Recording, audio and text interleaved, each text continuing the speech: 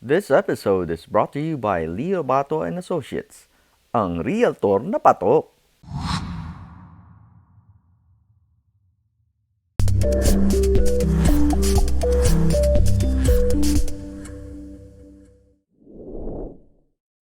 Explain the four movies that you're doing. Yes, so all four of them are based on true stories, and all four of them talk about the joint heroism of Americans and Filipinos. All four of them happened in the Philippines. So the first one, Time out. Bakit puro, and I asked this to you nung nagdi-dinner tayo, so ulitin ko lang for them. Mhm. So parang scripted, no? So bakit puro Filipinos? you know, believe it or not, when I was listening in church last Sunday and I was thinking about our time here, I got the word. Share. Filipinos have always been underdogs. Believe it or not. It's not because we are not talented. It's not because we are not sacrificing enough. It's because we don't assert enough. And that's why all this time, history, except when Lapu-Lapu killed Magellan, after that time, we pretty much existed as underdogs. Kahit dito sa America, all over the world.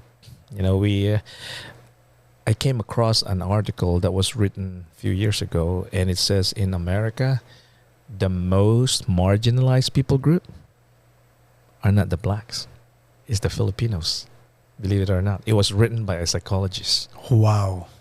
Kasi sige, okay na lang yan. Yeah, that's it.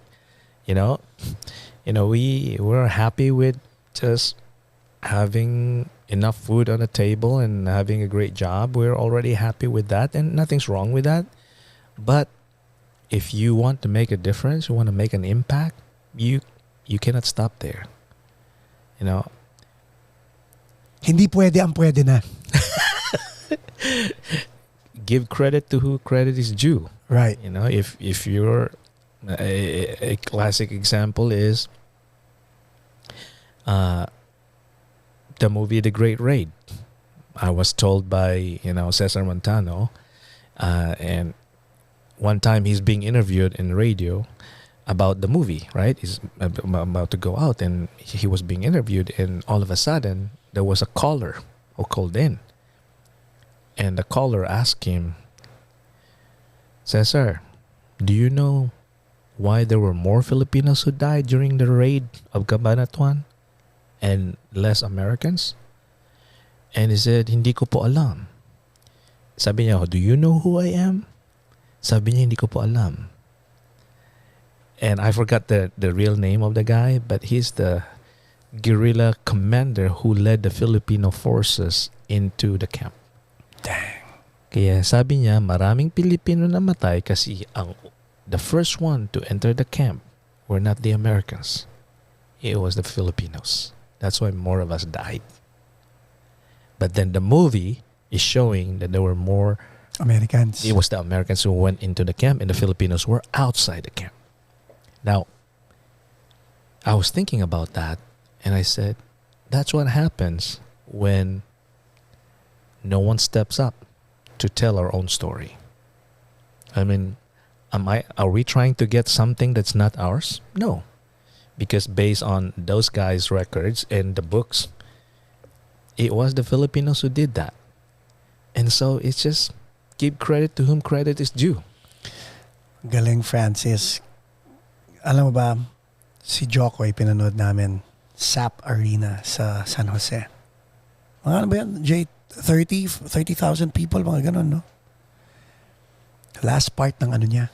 Naalala kita sa kanya, the way you're talking. Because siya, inassert niya na ang Netflix special niya will be shot in the Philippines featuring all Filipinos, and si Steven Spielberg is actually filming a movie all Filipinos.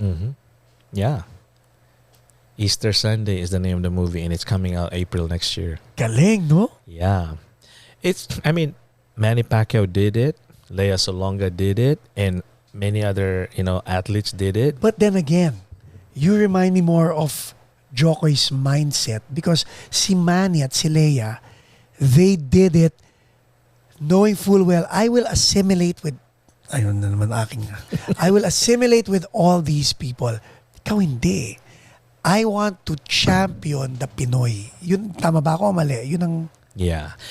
What I'm working on here is really changing how we as Filipinos think. Because... Or viewed. Ano ba? First, it has to start with us. Because people's view of you will start changing if you yourself start changing how you see yourself.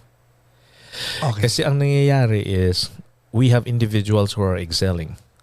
But as a people, as a culture, we have gone astray. We are no longer thinking. We are no longer thinking like Americans. When they go somewhere, what do they think? They'll be second to someone else? No. The Chinese, when they go somewhere else, second to someone else? No. They go and think, we're Americans, we're Chinese. We should be the best ones. I don't think as a culture, as a people, we are still at that. I think we were back then. But because of all the political problems that we have, all the poverty, colonialization, and all those things happening, we have kind of lost that kind of national identity. So my dream really in doing all these things, why do I want to inspire the world with the greatness and the goodness of the Filipinos? Because first and foremost, it's there. And secondly, by doing so, I'm praying that we can change the future generations of Filipinos. That wherever you go, you are so proud. Not arrogant, but proud that you have a very special background, a special race. Just like everyone else. That you're not second to anyone. We can talk all night about that, but That's what we're doing. that's what I wanted for us there. If you're a Filipino, never think that you're second best to anyone. You're not. You just did not have the access. You just did not have the opportunity. But guess what? You can change that.